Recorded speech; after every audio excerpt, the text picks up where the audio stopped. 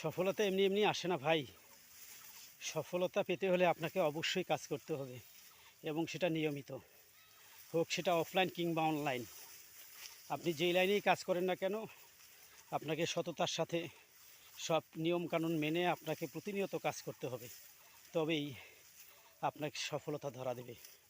সফলতা সোনার হরিণ। ধরুন আপনি কৃষিকাজ করলেন, কৃষিকাজ আপনাকে নিয়মিত করতে হবে। আপনি যেই কাজই করেন না কেন, কাজ আপনাকে কন্টিনিউ করতে হবে। কন্টিনিউ কাজ করলে তবেই সফলতা আপনার দোরগোড়ায়, আপনার ঘরের দরজায় এসে উকি দেবে। কিন্তু আপনি যদি কাজ না করেন তাহলে ভাই আদৌ সম্ভব না, আপনাকে ব্যর্থ হতে হবে।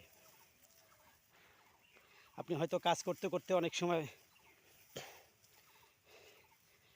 কষ্ট পাবেন, আর এই কষ্টের কারণে আপনি থেমে যাবেন।